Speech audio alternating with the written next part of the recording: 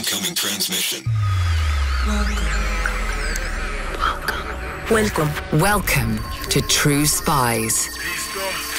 Week by week, mission by mission, you'll hear the true stories behind the world's greatest espionage operations. You'll meet the people who navigate this secret world. What do they know? What are their skills? And what would you do in their position? I'm Vanessa Kirby, and this is True Spies, Russia's Laundromat. Part 2, The Godfather.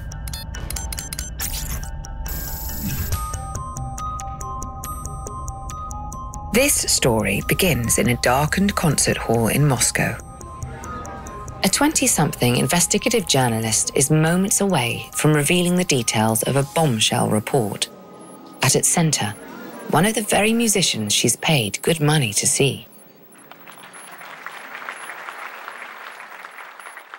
He's a man who claims little to his name, but in fact, he's one of President Putin's closest companions. So close, in fact, that the journalist and her colleagues will later call him Putin's secret caretaker. But for now, nobody knows the scale of his fortunes or the scope of his corruption. Nobody but our young journalist and her colleague, sitting in the dark, waiting and wondering what will happen when the truth comes out. You not always feel danger because basically you don't know. You might write about something less important than Putin and you get screwed. And you might write for the whole career about very high corruption and you will be safe. The problem is that you never know and there is no indicators that you can predict. In last week's True Spies, we introduced you to Roman Borisovich, a financier who went undercover to expose Britain's complicity in laundering dirty Russian money. He posed as a health minister and told 5 different real estate agents that he intended to use stolen money to purchase a London flat. Roman had all sorts of worries about the outcome of that operation, that he'd be caught in the act, that the police might be called, a lawsuit filed. But he didn't fear for his safety. He knew he was protected in his adoptive country, even if unmasking some unflattering truths. But this week, our 3-part series continues with a story about exposing corruption from within Russia itself. And for the woman at its center, safety cannot be guaranteed. My name is Olesya Shmagun. I'm a journalist from Russia, currently based in Latvia. Olesya Shmagun is working to expose the same crooked practices that Roman attempted to uncover. But for her, the stakes are different. In Russia, it's quite dangerous. It has always been dangerous to work as a journalist. And I would even say that it's not only dangerous to be investigative journalist, because even, local scale, local journalists, in many cases, are beaten and killed and everything. So it's like something you always have in your mind. At least 58 journalists have been killed in Russia since the fall of the Soviet Union. Many more have been jailed, fined, and detained. According to Reporters Without Borders, some have even been tortured. In 2021, Russia landed at number 150 out of 180 countries on the World Press Freedom Index. This year, that ranking dropped to 155. A draconian media landscape restricts what journalists can say and publish about the Russian state. Censorship has only worsened since the pandemic began. And over the past few months, as the country has waged its war against Ukraine, foreign correspondents and other independent media personnel have left the country in a mass exodus, as Putin's government has tightened its control over the media and the way reality itself is presented to the Russian people. As a result, the truth about corruption in Russia can fall on deaf ears. It's always difficult to make a point about whose lives affected by corruption because it's like there is a very long way from, poor worker in some distant city of Russia and these luxurious villas in France. For Russian citizens, Alessia says, corruption is like the weather. It's so in fabric of everything. It's so involved in everything in the state. So I think people stop paying attention to it because they see it everywhere and they don't think they can change it. Alessia now works for the Organised Crime and Corruption Reporting Project, or OCCRP. She describes her job as a process of connecting the dots, making it clear that the palaces Russian government officials and their friends own, within Russia and around the world, were bought with funds taken from their own constituents. It's actually purchased on the money that might be spent on them, right? On their education, their medicine, etc. So people see in what terrible conditions they are living, but they cannot always make this link to all this wealth. You might recall that Putin himself has been linked to one of these homes, according to an investigation by Alexei Navalny, featured in episode 43 of True Spies. It's a home worth nearly $1 billion that Navalny says was purchased on the back of a complex corruption scheme. Many people says like, yeah, he's a president, he deserves this, luxury. And sometimes it's hard to explain to them that it's actually their money that are stolen. The tools of an award-winning journalist like Alessia are honed and refined over the course of many years on the job. But many of the techniques she uses and the sources she turns to are available to anyone with the curiosity and instincts of a dogged reporter. I'm working with a wide range of open sources. Every step of your life actually leaves traces. When you got birth, you have a birth certificate. When you get married, you get marriage certificate. So there are a lot of databases, mostly official, governmental, that contain all this information. So it depends on the story you are working on. You're just thinking of what kind of trace this information would leave, or what kind of information you are looking for. And by that, you understanding like where to go. That means making records requests, trawling online databases, searching land registries and commercial registries. But it also means searching the very same websites, the very same apps that ordinary people like you and I are likely to use every day. Of course, we are using social networks as well to fish for connections. Like if you have a person who owning a big business, right, who is big contractor to state agency, let's say, you need to know what this person is, who he is, and if he has any connection to official, and you can see them in Facebook friends, right? Or they might study in the same school. So it's always a strategy that you need to create for every investigation. According to Alessia, investigative reporters source their stories 3 different ways. You can either get it from leak. 1. So a source would come to you and show you some documents or tell a story, and you will have a hitch to investigate. Or you have to follow the news. 2. And sometimes you see that something is not right. Like unknown person just got a big stake in important enterprise, for example, and you know that you need to look it up to understand who he is, because he might have some, high connections. But the third way of finding a story, Alessia says, is the most important way. It's also the most challenging. What we call phishing. 3. For example, you ask yourself a question, okay, who are the main contractors to this particular state agency or state company? And you go through all contractors and look what companies there are. Because in many cases, the main contractor would belong to a person who has close connections to state official. And you see the conflict of interest. That's an example of phishing. For a seasoned fisherwoman, casting a net beyond Russia's borders can be a powerful way of catching some big fish. For example, you can look at all owners of villas in France, for example, all Russian owners, let's say, to make the number smaller. So you look at the long list of people who owns property in France, and you might see a very interesting name that might be a relative of official who do not have an income to afford this property. And that's precisely how some of her biggest stories have begun. This is how I found this new husband of Putin's ex-wife in Biarritz. I was going through the long list of owners and I saw this name, Ocheretny, and I thought, yeah, it sounds very, very familiar. Ocheretny, meaning Artur Ocheretny, the second husband of Ludmila Ocheretnaya, formerly Putina, a woman 2 decades his senior.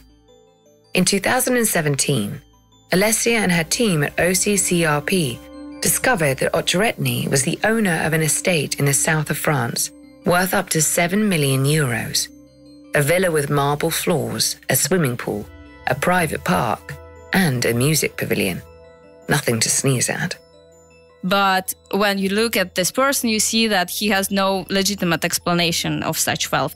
Ocheretny was the director of a non-profit organization, and not someone who could easily provide the sort of lavish lifestyle that the former First Lady was used to. And his new wife's asset declarations didn't explain how he purchased the property either. It's a curious story, and it's definitely a story in corruption. Alessia and her team weren't able to pinpoint exactly where the money came from, but it was certainly a case where following the scent of something fishy was a worthwhile exercise. Going fishing can be a thankless task. Sometimes you spend all day waiting for a bite, only to find yourself catching flies and the odd rubber boot. But there is no such cases in Russia. Every industry you will fish, you will find the case of conflict of interest or, nepotism. It's very difficult job because you're always searching and you're always in the process of looking, and you're not sure if you spend another month, will it give you a story or no. But at the same time, yeah, when you find a story, it's usually a big story comparing to other countries. Because in Russia, stealing 1 million is nothing. We're always talking about billions, unfortunately. Investigating people like Ocheretny is Alessia's bread and butter. In the murky swamp surrounding Vladimir Putin, she knows where to cast her line to find those hidden millions and billions. And every so often, information comes out that makes it possible to crack open the big stories, the ones that reveal the scale of the corruption and the tricks people use to hide it from view. We work a lot with offshores, and there is no easy way to find out the beneficiary owner. That's why we use leaks so much, because in some cases, open records wouldn't show you what you're looking for. But that's why these huge leaks are so important, because they show you what is going on behind fences.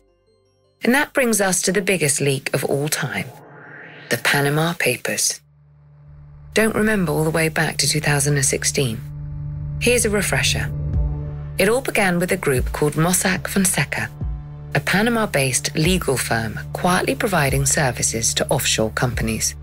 This is basically a law firm that provided a wide range of services for wealthy clients. They can establish an offshore company for you. They can provide you with nominee directors and shareholders, so your name would never appear on any registry openly. And they also provide different fiduciary services.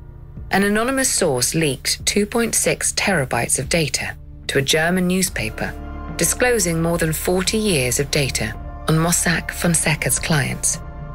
That paper called on the International Consortium of Investigative Journalists to mobilize a team of investigators around the world to make sense of the data. It was a collaboration of hundreds of journalists around the world. We all worked together, and that gave us opportunity to make these international stories, because as we always say in OCCRP, organized crime is international. So international efforts needed to expose it. And that's why our work sometimes even more successful than, law enforcement, because law enforcement cannot work together in international teams because a lot of bureaucracy involved, and journalists can just, set up a group and start to investigate internationally. And that's a key part of investigating corruption. Because as Roman showed the British public, dirty money is everywhere you look and where you might not think to. All these kleptocrats, they like to park their money in Europe, in America. So you need to understand how corporate records works in different countries. And that's why international cooperation is so important, because I know how records in Russia work, and my colleague from Germany would know whom to speak in Germany or where to look in Germany records. For Alessia and her colleagues, the anonymous leak was a game changer. We found a lot of politicians, a lot of politically exposed persons from Russia, because we were working mostly on Russians, of course. And that provides a huge insight of how many politicians actually hiding behind offshores or secretly owning, billions of dollars. I got involved in Panama Papers in September of 2015. A colleague of mine invited me to this small gathering of journalists involved in the project. And we already did a very brief research in the data. So somebody came up with the name Roldugin. Sergei Roldugin. Maybe not number one on a Western list of oligarchs to watch, but certainly a known entity in Russia. Roldugin was a musician living in St. Petersburg, a respected classical cellist. Unlike many others who were referred as close friend of Putin, he really knows him from childhood, right? Because I think in Western press, it's common to call any person from Russia, especially if we're talking about oligarchs, a friend of Putin. But it's not always the case. Not every famous person from Russia is a friend of Putin. But Roldugin, he was the real deal. The two were thick as thieves, so to speak. They knew each other since childhood, and Roldugin actually was the guy who introduced Putin to his future wife, Lyudmila. And Roldugin is a godfather of Putin's first daughter, Maria. Putin offers up a great deal about his dear friend Sergei in his biography, First Person, an astonishingly frank self-portrait by Russia's president. In it, he recalls inviting Roldugin to his dacha and dancing the night away in celebration of Maria's birth in 1985. For his part, Roldugin once said publicly that Putin was like a brother to him. And yet, while the majority of Putin's buddies were known to be men of extraordinary wealth, Roldugin was a musician on a very modest salary. Many Putin's old friends became very wealthy during his presidency, right? So Roldugin was a rare example who did not start a business since Vladimir Putin became president. Or at least not to anyone's knowledge. Roldugin was careful to make himself seem like a man of limited resources. Wealthy? Yes. Oligarch wealthy? No. In 2014, he came under scrutiny as a 4% stakeholder of Bank Rossiya, a bank that has earned itself the moniker Putin's personal cash box. Rossiya was set up in the early 90s with funds from the Communist Party, as the Soviet Union was collapsing. A collective of Putin's closest friends pooled their money into a shared account. When in 2014, it was revealed that Roldugin was a major stakeholder of the bank, the cellist was the artistic director of the House of Music, a conservatory in St. Petersburg. He told the New York Times that he invested in Rossiya because, as he put it, there was no money for art anywhere. And he also said in plain language, "I've got an apartment, a car, and a dacha. I don't have millions." But if Roldugin owned a major stake in Rossiya, he likely wasn't revealing the extent of his wealth. It wasn't until April 2016, with the 11.5 million secret documents known as the Panama Papers, that the fuller picture would be made clear. Thanks to Alessia. When we started to look into real documents, we saw like a real picture of the business empire. And that's when we realized it would be a huge and very interesting story. Let's recap. Sergei Roldugin was a longtime friend of Vladimir Putin and the godfather of his firstborn child. Journalists had suspected Roldugin might have more money than he claimed, but it wasn't until the Panama Papers leak that Alessia and her colleagues were able to uncover the scope of his wealth. Basically, our story was showing how he got money and how he spent it. And he got it in very, let's say, suspicious way that should have raised all red flags in any banks involved. And from the documents, we also saw how he spent this money. Of course, trawling through the countless pages of documents leaked to the press would not be a one-woman job. Alessia worked with the team and broke down the task, and the massive troves of hidden money down to more manageable sums. We started with very basic stuff. It was 3 of us who were working on the story. 6 companies held assets linked to Roldugin, including a Sonnet Overseas in the British Virgin Islands and International Media Overseas in Panama. These 2 belongs to Roldugin directly, but others were represented by the same people. Documents were sent in the same, batch by the same people. So we split 6 companies on 3 of us and start looking document by document, start reading it and trying to understand what it is about. I would say that every company would play a certain role. These companies were all linked to the same cohort of Swiss lawyers, who in turn could all be traced back to Bank Rossiya, Putin's personal cash box. The largest of those companies had a turnover of $2 billion. As the team began to peel back layer upon layer, obscuring Roldugin's wealth, they identified several specific ways that his accounts received funding. First of all, loans from big businessmen from Russia. But all these businessmen were from very close circle of Putin's. And he got loans with interest rate like 1%, so very, very low. That made us think that this is not really commercial loans, but more like gifts. And especially because there was no information how Roldugin really got that back. So it was gifts of money formalized like loans. Put simply, Roldugin held money given to him by the Russian oligarchs, the people closest to Putin, and those who held some of the most power in post-Soviet Russia. Another source? Also, allegedly, loans from a bank.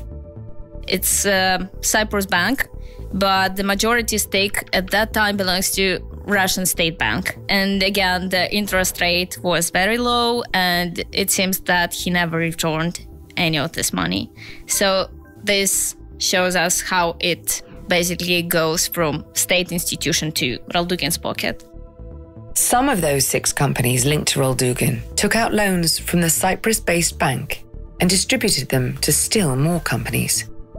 All in all, it made for a tangled web of donations, loans, and investments, all of which was coordinated by Putin's closest allies.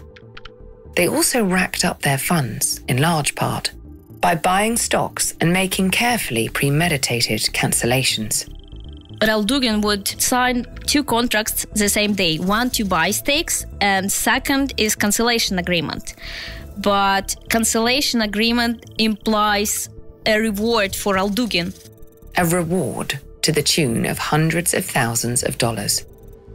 Roldugin would send a contract to Mossack Fonseca for the purchase of stocks, and another that would guarantee him up to $250,000 if the agreement was not carried out. But because the 2 contracts were executed at the same time, he could be assured to receive the cancellation payment. Roldugin also made vast sums of money by purchasing stocks of Russian companies and then immediately selling them back for a profit. According to Alessia and her colleagues, these sorts of deals may simply have been a red herring, a way of hiding the true source of other payments. There were different experts in different fields, that walk us through all the red flags that might be seen in this document. I remember how it was Lithuanian colleague who shared his opinion on the documents that we see, and he told us that it looks very much like money laundering because it was Lithuanian bank involved. So, yeah, there were different experts from different countries as well. The billions of dollars moving through this labyrinthine network were used in part to buy Russian real estate. But the offshore companies also held massive stakes in Russian companies, including the country's largest seller of television advertising and its largest producer of trucks. The big takeaway? Putin's best friend and many of their buddies held major investments in some of Russia's biggest companies and were receiving huge profits from them. And they were able to buy those stakes for next to nothing. In previous years, Putin had called for de-offshorization, essentially for Russian money to come out of hiding. But even though the net worth of the Russian president remains uncertain, investigations like Alessia's make it crystal clear. Putin is surrounded by secret and sometimes stolen wealth. It's customary for a journalist to ask the subject of her story for comment prior to publication. But in Alessia's world, things work a little differently. In Russia, it rarely happens because nobody would speak to a journalist, nobody answers your phones, nobody agrees to meet you. It's impossible. But Sergei Roldugin was not your typical kleptocrat. Roldugin not only secretive oligarch, right? He is a public musician. So I checked his time schedule. Alessia wants to confront Roldugin on his home turf, a concert hall. And found few dates where we can go there because it was closer to our publication date. That was very important because in Russia, again, it's different from how international journalist works. We don't want to give the main character too much time to answer because he might try to act before you publish anything. Remember, this is a dangerous job Alessia is doing. She can't be certain if her physical well-being is at risk. And the reputational damages are likely to be painful too, once the president's inner circle denounces her work, as they most assuredly will. But those worries will have to wait. Alessia has a concert to attend. It wasn't just me, it was me and Roman Anin, my colleague. It was two of us. It was in conservatory in Moscow. I don't remember what performance was exactly, but it wasn't very important for us. Fair enough. There are surely better circumstances under which to enjoy a night out. It was funny because it was Roman who bought the tickets, and I don't remember exactly, but I suppose it was Tuesday. Then I spent a lot of time choosing my dress to go there, and we went there. We went to conservatory. We were very nervous because it was important to be there. And when we showed tickets to the guard, he didn't let us in. And it was a shock, like, okay, he knows something. Pause for a moment. Imagine being in Alessia's position. You're in a race against time to get a comment from this slippery oligarch, Putin's dear old friend. Had you come sooner, your story would have been pilloried by the government and its cronies before it could ever see the light of day. But miss this chance, and you'll be up against the publication date with no word from the subject himself. As a journalist, it's your job to get all sides of this story, even if some of them are of questionable veracity. Without that, your reputation will be on the line, and you'll be even more vulnerable to attacks by the state. Now you're at the door of the concert hall, where the cellist is about to perform. Your heart is pounding in your chest, and the guard knows something you don't know. Then he told us, but no, it's not today, it's tomorrow. Well, better a day early than a day late. The mix-up took the pressure off Alessia and Roman. When they returned the next night, they were feeling lighter less nervous, for the most part. Roman bought tickets to the first row, so we were sitting right in front of Roldugin. I was wondering if he would see my face and see how I look at him differently from other people in conservatory. It's like I was looking directly at him and he was playing, and sometimes he had his eyes closed, like he was very into music, but sometimes he looked at me and he knew I looked suspicious, but maybe I'm exaggerating, of course. Would they really politely sit through the whole show before confronting the cellist? Alessia decided it was better to take care of things before the evening ran away with them. It was in two parts. After the first part, I told Roman, it's time to go. If we will wait till the end of the second part, he will probably just disappear, but this is a good time to try to find him. But find him where? And get to him how? It's not like these two young journalists were brandishing their press passes. And I didn't know if it is at all possible, but yeah, we were lucky, so we could go through a small door to the place where dressing rooms are. The door, to their relief, was open. Alessia and Roman could waltz right in, joining the queue of people wanting to speak with the famed musician. So that's when one person started his conversation with Roldugin with something like, hi, you probably remember me from childhood. I studied with you, but now I'm doing finance.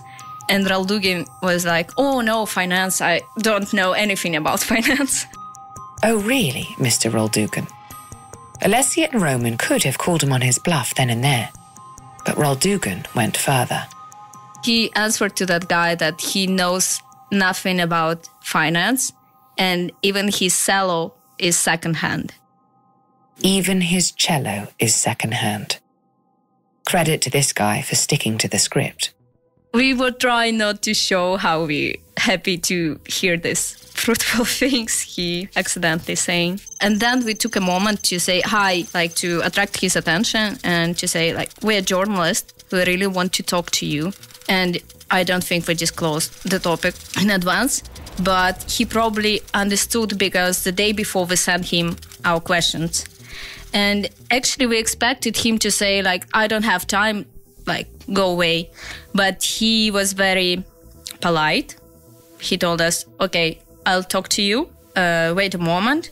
And he finished conversation with someone else in the line and then walked us into his dressing room. Strangely hospitable behaviour for someone who likely already knew he was under scrutiny. Alessia was on alert.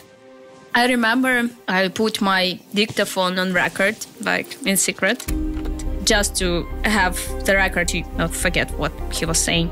And we were asking questions about all these offshores. And I think somebody was naturally playing the role of good cop and bad cop.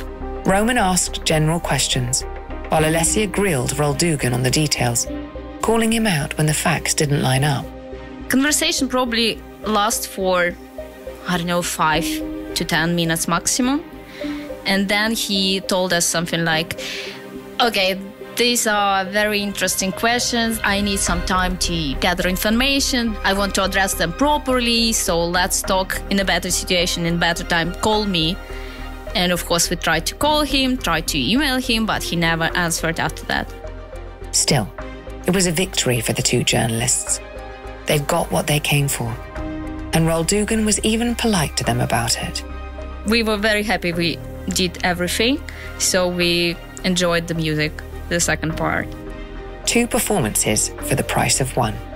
And then we went to the next bar, the bar next door, to have a good drink, to celebrate. Roman told something yeah, we need to write down what he answered, not to forget. And then I took my dictaphone and told yeah, I have it recorded.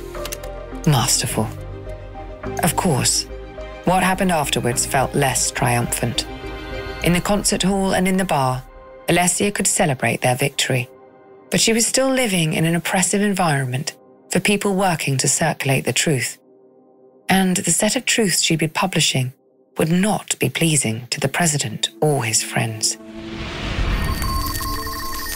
Few days after, official spokesman to president hold a press conference before our publication, claiming that our publication would be a lie about President Putin. He didn't try to prevent us from publishing, but he tried to discredit our article even before the publication. Alessia and her colleagues published their article, The Secret Caretaker, in April of 2016. Its title came from someone who knew Roldugan well. Putin's trusted friend, the source said, could be described as the president's caretaker, a keeper of his secrets and protector of his fortunes. In the aftermath of the revelations, Alessia never faced direct threats, but a pall of suspicion hung over her newsroom. I remember it was said by someone that there are suspicious cars spending time near Novaya Gazeta, where we were working from. So there were some red flags for us. But yeah, I remember it was very important to me to stay in Russia during the investigation and when we published, because at that time I thought that's not too dangerous to stay there. So yeah, I wanted to be there. After we published, even Putin himself said that the article is so well written as if it were lawyers who wrote it. Because I think they were looking for something to sue us for or to claim that it's not correct. That was the environment Alessia left behind when she decided to move to Latvia, to trade the suspicion and aggression of the Russian authorities for the relative freedoms of life in the European Union. For years, Alessia travelled back and forth from Riga to Moscow. But last year she decided it was time to go home. We were, with my husband, we were actually arranging our life in Moscow. We rented our flat in our favorite district of Moscow, and we already imagined what kind of fabulous life we will be living in Moscow, because I miss Moscow very, very much. And and then I was proclaimed foreign agent. A foreign agent. So unwelcome was Alessia's work on the corruption of Russian politicians and their cronies that her government labelled her an enemy of the state. And that upped the stakes for her in a tangible way. It happened a year ago in August 2021. It just, your name, just one day, appears at the website of Ministry of Justice, or of so-called Ministry of Justice. And that's how I knew that I'm a foreign agent. That was a clear sign of that they know your name. It's like a mark that they are looking at you very closely. It's sad, but it's only when you really think of how things might be different that you feel that it's sad. Because otherwise it's just your life in Latvia, and all your relatives lives in different country. But of course, I'm looking at my colleagues in European countries or in the US, who are praised for their work. And only then, I start to imagine how it might be if political situation would be different, that I might have done the same job and feel safe in my own country. But for me, it's not the case. Today, Alessia is still living in Latvia, still investigating dirty money in her home country and around the world. But as time passes, it's harder to envision her giggling with a colleague in a darkened theatre, or celebrating their successes over a round of drinks. It's harder for her to fathom finding much to celebrate at all. The more old I get, if I can say so, the more dangerous it seems, and I really understand what it means, because when I was young it was more glamorous and fun. But now you really understand what it is. I would say I liked my job a lot, but a lot have changed last months. Sometimes I feel it's all useless, and sometimes I feel desperate, because when I see how people in Russia, in many cases, support what is going on in Ukraine, that just don't go into my mind. That is just too terrible. Regardless of where you live, following the trail of Russian cash leads you all over the world. And according to next week's expert, it might even lead you to some of the biggest threats faced by the democratic world. If these countries are going to have any chance of breaking free of this sort of predatory political elite who've colonized them, then at the very least, foreigners need to start helping the good guys instead of helping the bad guys. More on that next week.